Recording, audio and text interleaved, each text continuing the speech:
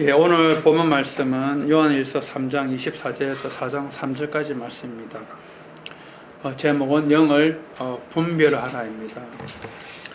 지난 5월 25일 날 해운대에서 성령 대집회가 있었던 것도 여러분이 아실 겁니다. 하도 이야기 텔레비에서라든지 이야기가 많이 나와가지고 저희 노회에서는 참석을 안 했습니다. 많은 분들이 와서 회개 기도를 하고 한국 교회를 걱정하는 마음으로 기도를 했습니다. 마땅히 그런 집회는 있어야 된다고 저도 생각합니다. 그런데 조금 문제가 된 건, 아니 문제보다도 조금 아쉬운 것은, 거기 집회에 갔다 오신 분들 이야기 들어보니까 이 뒤처리가 좀 말끔하지 않더라는 거죠.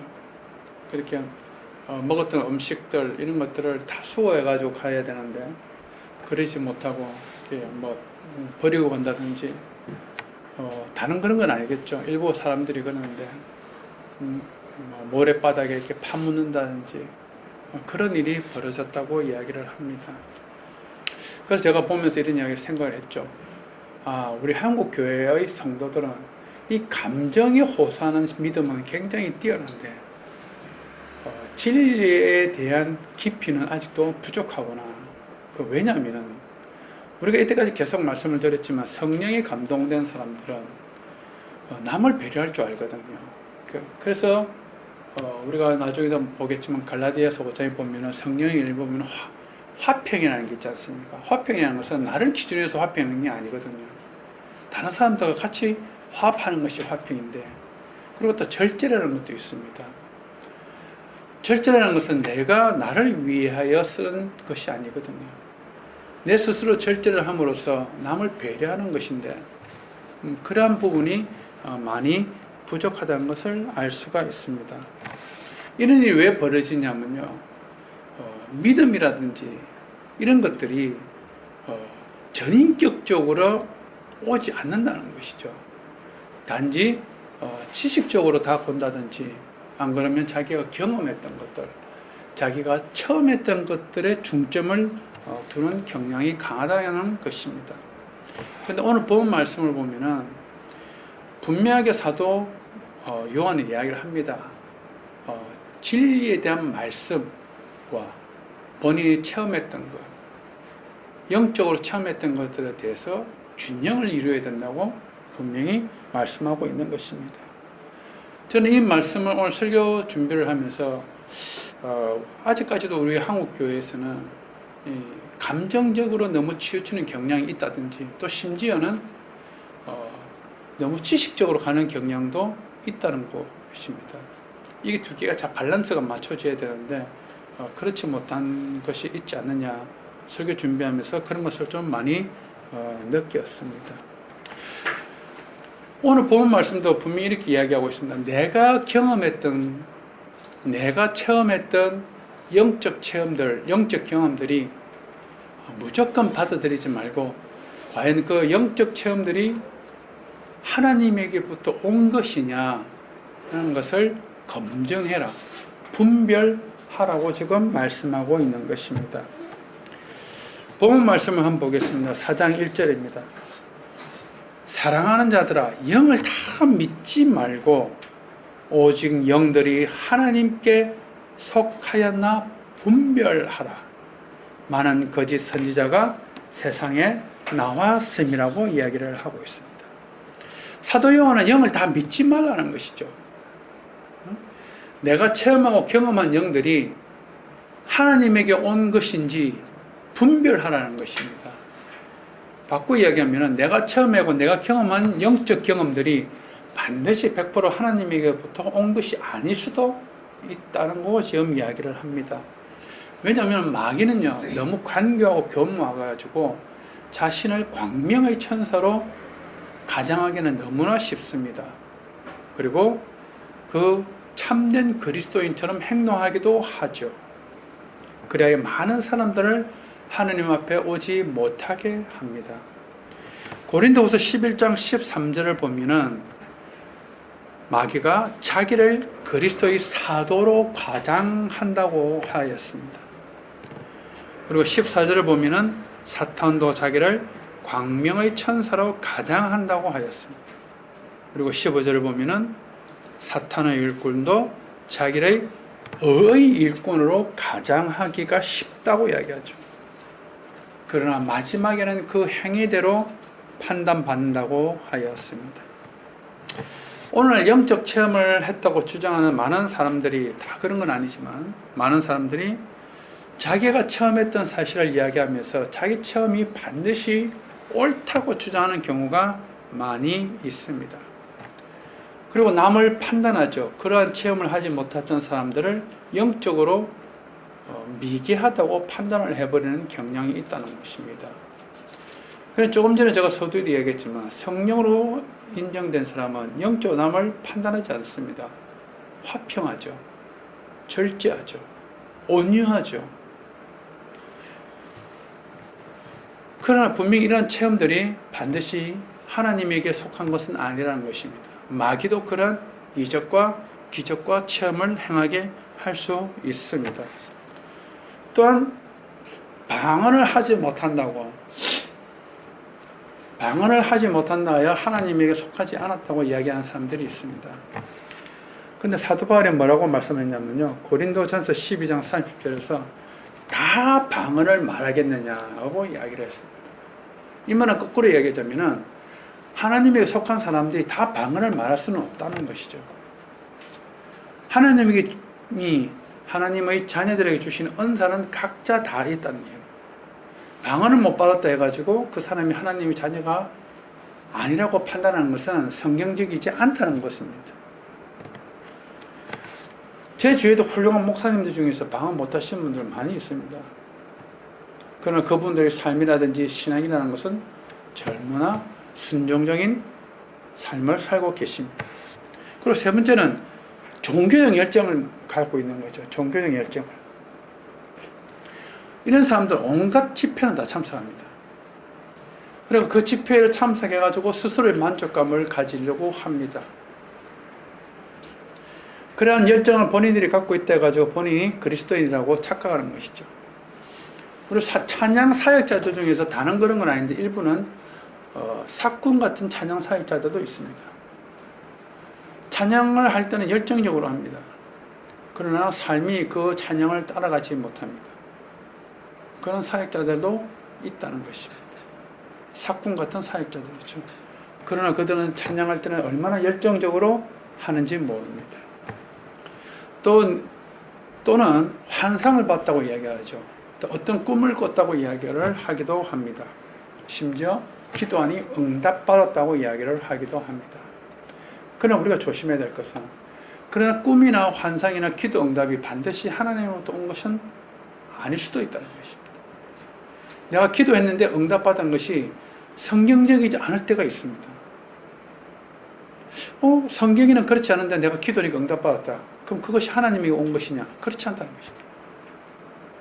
마귀가 기도했던 부분을 중간에 가로쳐가지고 그 사람을 하나님으로부터 멀어지게 할 수도 있다는 것이죠. 그래서 체크를 해봐야 된다고 이야기를 합니다.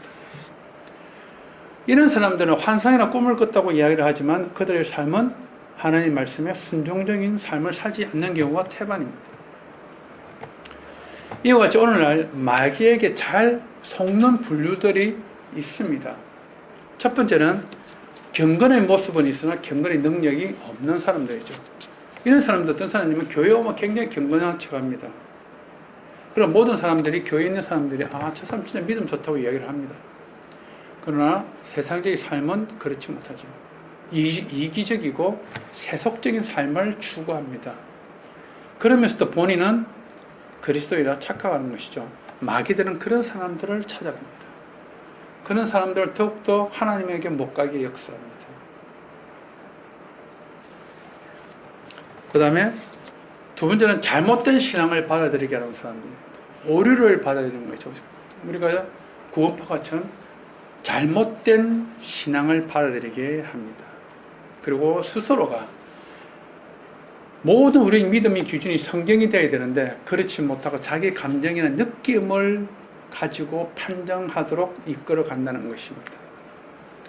이런 사람에서 사탄이 유혹을 잘합니다. 그리고 그 사단이 유혹한 사람들에게 어떠한 이적과 기적을 행하기도 합니다. 그런 이적과 기적이 전혀 성경적이지 않은데도 불구하고 자기가 이적과 기적을 받았다 해서 내가 참된 그리스도인이라고 착각하는 경우도 있죠. 이런 사람들은 신앙적 교만함이 넘치는 사람들입니다. 세 번째는 고의로 진리를 거절하는 사람들입니다. 고의로 진리를 거절하는 사람. 우리가 항상 하는 이야기가 무엇입니까? 믿음은 쉽지 않다. 쉬운 믿음이 아니다. 십자가의 믿음이다. 십자가를 지는 믿음을 가져야 된다. 그리고 믿는다는 것은 고난이 올 수도 있다. 이게 성경적입니다. 그런데 그렇지 않고 무조건 믿으면 복 받습니다. 건강합니다. 장수합니다. 강건합니다. 무조건 자기에게 맞는 쉬운 복음만을 받으려고 합니다. 이런 사람들한테는 마귀가 유혹하죠. 그래, 그렇게 믿는 것이 바로 믿는 것이다. 그래서 결국 하나님에게 못 가게 만듭니다. 네 번째로는 성경 말씀을 의심하는 사람들입니다. 쉽게 얘기하자면 이겁니다. 홍해가 어떻게 해서 갈라지냐? 예수님의 물이 어떻게 걷느냐? 동료의 탄생이 어떻게 되느냐? 우리가 믿어야 될 부분들을 합리적으로 논리적으로 비난하는 사람들입니다. 이런 사람들은 마귀가 계속 역사합니다. 그래, 네 말이 맞지. 네 말이 맞지. 그렇게 역사합니다. 더욱더 성경 말씀을 믿지 못하게 만드는 것이죠. 그 다음에 다섯 번째는 죽은 자도 의식을 있다고 믿는 자들입니다. 교회 다니는 사람들도 이런 사람들 있죠. 요새 텔레비 한 번씩 나오던데 귀신이 보인다. 그리고 할아버지 귀신이 왔다. 이렇게 이야기하는 사람들이 있습니다. 그런 성경은 뭐라고 이야기합니까? 사람은 죽자마자 천국과 지옥으로 바로 가버립니다. 중간이라는 게 없습니다. 물론 우리는 신학적 이걸 중간 단계라고 이야기는 합니다. 왜냐하면 주님이 재림하실 때 온전한 심판과 온전한 우리의 그 보답이 있기 때문에. 그러나 어쨌든 간에 우리는 영은 죽으면 천국과 지옥으로 바로 가버립니다. 그거로 끝입니다. 우리가 아버지의 귀신이라든지 할아버지의 귀신이라든지 성황된 귀신이라든지 이런 것은 다 귀신이 그렇게 보이도록 역사하는 겁니다. 그럼 감정적 신앙을 가진 사람들이죠. 특히 우리나라 사람들 그게 강합니다. 본인이 거듭나지 못했기 때문에 이 감정을 느끼는 거죠. 자기 하나님 앞에 가가지고 회개한답시고 감정적 믿음을 가지는 겁니다. 그리고 그들 감정적 믿음을 자기의 삶과 연결시키지 못하는 믿음이죠. 그러나 자기가 하나님 앞에서 감정적으로 내뱉었다 해서 자기는 그리스도인이라고 착각하는 것입니다. 그렇지 않습니다. 우리가 요한일서를 보고 왔지만 분명히 의와 죄를 분별하고 있죠. 그리고 죄가 무엇인지를 분명히 말씀하고 있습니다. 그런데 그런 감정적 신앙을 가진 사람들은 죄에 대해서 둔감합니다. 그러면서도 본인은 그리스도인이라고 착각하는 경우가 많습니다. 그래야 자기가 갖고 있는 안 좋은 습관들을 그대로 가지고 갑니다. 우리가 거듭난다는 의미는 여러분 잘 아셔야 됩니다. 거듭난다는 의미는 완전히 180도 변화되는 것입니다. 우리가 인간이기 때문에 물론 사도 바울처럼 다메섹 도상에서 그렇게 예수를 만나가지고 180도 변하는 경우도 있지만 천천히 주님을 가는 경우가 태반이죠. 그러나 분명한 사실은 거듭난 사람들은 옛날의 속성은 버려야 됩니다. 그리고 하나님께서 그렇게 버리게 하십니다. 왜냐하면 성경 말씀에 그렇게 되어 있기 때문에. 그런데 내가 예수를 믿었다고 있는 믿음이 있는데도 불구하고 옛날 습성을 버리지 못하고 계속 그대로 간다면 본인은 하나님 앞에 회개해야 됩니다. 무릎 꿇고 기도하셔야 되죠. 그리고 성령의 역사하기를 기도하셔야 됩니다. 이처럼 마귀는 수단과 방법을 가리지 않고 사람들을 미혹합니다. 그래서 오늘 본문 말씀이 뭐라고 얘기합니까? 영들을 분별하라고 이야기를 하는 것이죠. 내가 어떤 기적과 이적을 맛보았다도, 내가 심지어 방언을 한다 할지라도, 내가 종교적 열정을 갖고 있다 할지라도, 환상을 보았거나 어떤 특별한 꿈을 꿨다 할지라도, 기도 응답을 받았다 할지라도, 그런 경험이 반드시 하나님에게서 온 것은 아닐 수도 있다는 것입니다. 예레미야 선지자도 역시 이러한 점에 대해서 경고하고 있습니다. 예레미야 29장 8절과 9절 말씀입니다. 예레미야 29장 8절 말씀에 이런 말이 있습니다. 만군의 여호와 이스라엘 하나님께서 이와 같이 말씀하시니라. 너희 중에 있는 선지자에게와 점쟁이에게 미혹되지 말며, 그 다음 말이 중요합니다. 너희가 꾼 꿈도 고지 듣고 믿지 말라고 이야기를 합니다. 내가 그들을 보내지 아니하였어도 그들이 내 이름으로 거짓 예언함이라. 여호와의 말씀이에요. 예레미야 선지자도 우리가 꾼 꿈조차도 고지 듣고 믿지 말라고 하는 것입니다. 왜? 내가 꾼 꿈조차도 사단이 역사할 수 있기 때문에 그렇습니다. 그럼 우리에게 역사하는 영들이 하나님에게 속한 영인지 어떻게 분별합니까? 가장 중요한 것은 내가 이적과 기적을 해놨다는 것보다도, 내가 종교적 열정을 가지고 있다는 것보다도, 내가 어떤 꿈을 꾸나 환상을 보았다는 것보다도, 내가 기도 응답을 받았다는 것보다도, 그러한 것들이 성경 말씀에 부합하느냐 안 하느냐가 제일 중요합니다. 내가 어떤 말을 한다든지 어떤 꿈을 꾼다든지 그런 것들이 성경 말씀에 부합하느냐는 거예요. 그걸 제일 기준으로 삼아야 돼요.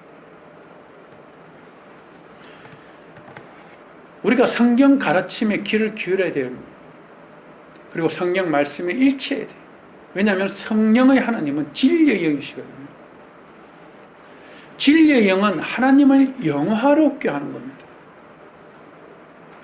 내가 성령으로 거듭난 사람이라면 분명히 나의 삶이 하나님을 영화롭게 하는 삶을 살아갈 수밖에 없다는 것이죠.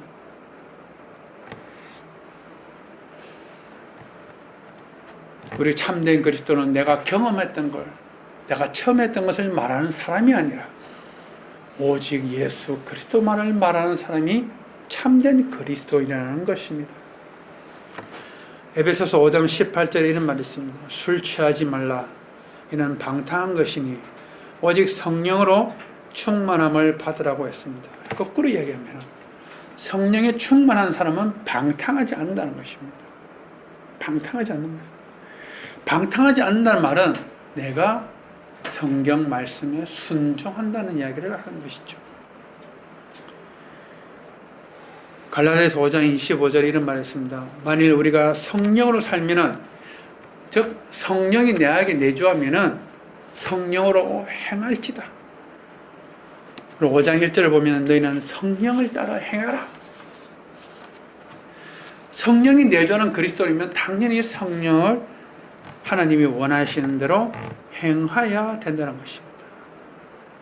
성령 하나님이 원하는 것이 무엇이겠습니까? 갈라디아서 5장 24절에 이런 말이 있습니다. 그리스도인들은 육체와 함께 정욕과 탐심을 십자가에 못 박은 사람들이라고. 정욕과 탐심을 십자가에 못 박은 사람들. 우리는 태생적으로 정욕과 탐심을 가지고 있는 사람들입니다. 거듭난 사람도 정욕과 탐심이 있어요. 그러나 여기서 말하는 것은 성령으로 거듭난 사람들은 정욕과 탐심을 억눌러야 된다는 거예요. 무엇에 의해서요? 성령 하나님에 의해서.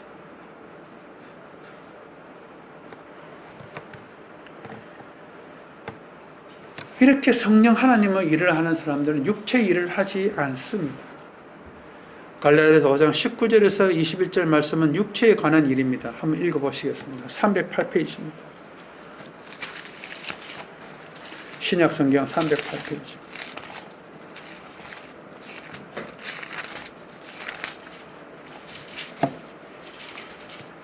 갈라디아서 5장 19절에서 21절 말씀입니다. 육체 일에 해당되는 것입니다. 21절 상반절까지입니다. 한번 같이 읽어볼까요?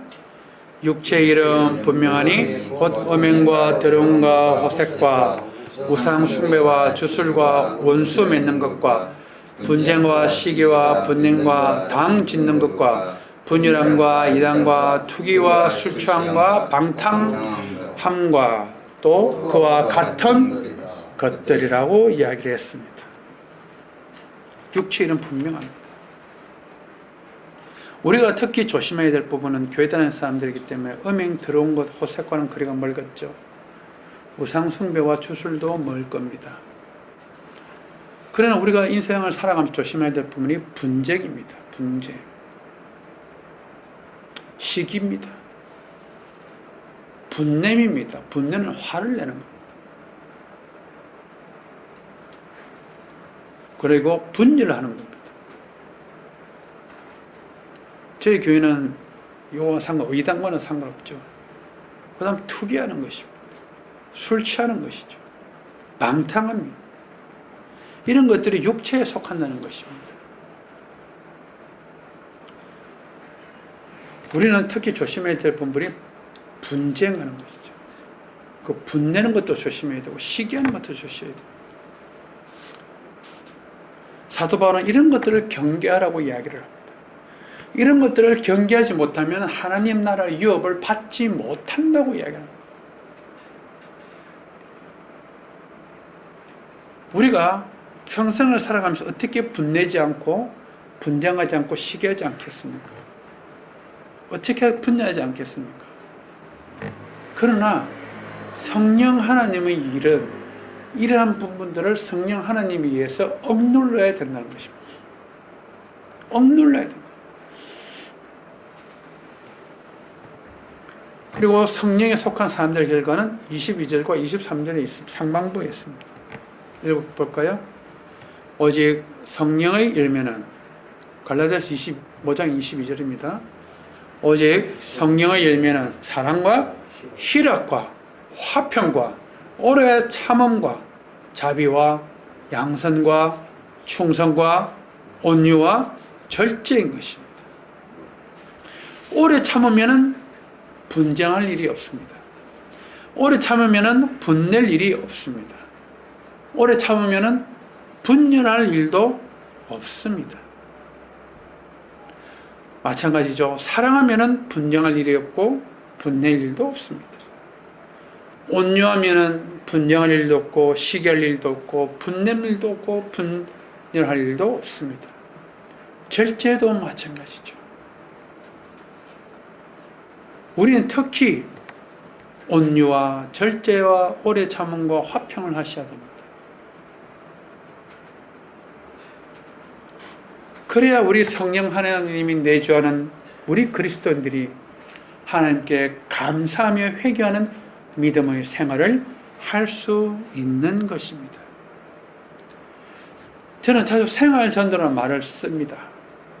이와 관련해서 우리가 베드로전서 3장 1절과 2절을 한번 보겠습니다. 베드로전서 3장 1절과 2절 말씀입니다.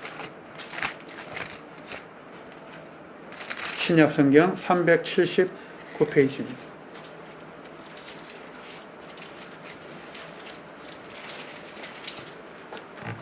베드로전서 3장 1절에서 2절 말씀입니다. 신약성경 379페이지입니다. 같이 한번 읽어볼까요? 아내들아 이와 같이 자기 남편에게 순종하라. 이는 혹 말씀을 순종하지 않는 자라도 말미암지 않고 그 아내의 행실을 말미암아 구원을 받게 하려 함이니 너희의 두려워하며 정결한 행실을 봄이라고 이야기했습니다. 이 말은 무슨 말이냐면 우리가 일반적으로 교회에 여자 성도들이 많이 있습니다. 남자들은 교회 잘 안 오거든요. 그럴 경우에 남편이 교회를 안 다닌다 해가지고 그 남편에 순종하지 말라는 뜻이 아니고 순종해서 내 부인이 교회를 다니니까 저렇게 행실이 정직한 행실을 하는구나 를 보여주어서 그런 남편으로 하여금 하나님을 믿도록 하라. 그리고 구원을 이루도록 하라는 말씀입니다. 그러나 우리가 단지 부인에게 준 말씀보다는 우리 전체에게 주는 말씀으로 받아들여야 됩니다. 우리는 두려워하고 정결한 행실을 하여야 된다는 것이죠. 우리는 두려워하며 정결한 행실을 하여야 합니다. 이런 정결한 우리가 행실을 해야만 믿지 않는 주위 사람들을 구원에 받을 수 있는 길로 열어줄 수 있는 것입니다. 사랑하는 여러분, 말씀을 정리해 봅시다. 우리 한국교회의 많은 교인들이 그들의 삶이 그리스도의 삶을 닮아가지 않음에도 불구하고 자기들이 참된 그리스도인이라고 믿고 있다는 사실입니다. 이는 그 사람에게도 불행하고 한국교회도 사실은 불행한 일입니다. 이들은 온갖 지표를 쫓아다니면서 종교적 열정과 종교적 만족감을 갖습니다. 종교적 만족감에 젖어서 그들의 삶에는 크게 별로 관심이 없죠. 그러나 오늘 사도 요한은 분명히 말씀하고 있습니다. 영을 분별하고 그리고 우리는 조심하라고. 우리가 환상을 보았다든지 꿈을 보았다든지 어떤 체험이나 이적을 보았다도 내가 기도 응답을 받았다 할지라도 그것이 하나님에게 속한 것인지를 분명하게 분별하라고 이야기를 하고 있습니다. 그리고 그런 체험을 했던 사람들이 하나님에게 속한 사람이라면 그들의 삶조차도 성경에 순종하는 삶을 살아가게 되어 있다는 것입니다. 마귀는 우리들이 교만한 것을 알 수 있습니다. 우리가 교만한 걸 잘 알죠. 그래서 우리에게 그 교만함을 더욱더 교만스럽게 하기 위해서 이적과 기적을 행하기도 합니다. 그래서 더욱더 이적과 기적을 처음 하는 사람들이 겸손해야 된다는 이유가 바로 거기에 있는 것입니다. 그렇다고 체험이나 경험을 등한시하라는 이야기는 아닙니다. 체험과 경험도 정말 중요하죠. 하나님께 무릎 꿇고 기도할 때 하나님이 응답하시는 것도 여러분이 체험해 보시면 더욱더 믿음이 굳세게 될 것입니다. 그러나 반드시 중요한 것은 이것이 균형을 이루어야 된다는 사실입니다. 성경 말씀 속에서 하나님이 뭐라고 말씀하시는지를 깨닫고 우리 삶 속에 잘 적응시켜야 되는 것이죠. 그래서 우리 오늘 본문 말씀 이전에 사도 요한이 뭐라고 얘기했습니까? 서로 사랑하라고 얘기했죠. 그리고 하나님 말씀에 순종하라고 하였습니다. 그래서 우리는 이렇게 하기 위해서는 말씀에 묵상하고 읽고 하셔야 된다는 것입니다. 또한 영적 생활을 위해서 하나님 주시는 풍성함도 여러분이 누리셔야 된다는 것입니다. 이 둘의 균형이 그래서 중요한 것입니다. 사랑하는 우리 여러분, 하나님께 여러분이 항상 성령 충만케 해달라고 기도하셔야 됩니다. 그래야만 우리의 삶이 온유와 절제와 오래 참음 등 성령의 열매가 나타날 수 있기 때문입니다. 그리고 내가 기도한 부분에 대해서 하나님이 응답해달라고 간구하셔야 됩니다. 또한 진리의 말씀인 성경을 항상 가까이 두어서 하루에 말씀 한 장 이상이라도 읽어보셔야 돼요. 그런 말씀 속에서 하나님이 나에게 뭐라고 말씀하신지를 여러분이 아셔야 된다는 것입니다. 사랑하는 여러분, 하나님 주시는 영적 체험과 하나님 말씀이 주시는 나에게 진리의 말씀이 항상 균형을 잘 이루어가는 여러분 모두가 되시기를 기원합니다. 함께 기도하시겠습니다.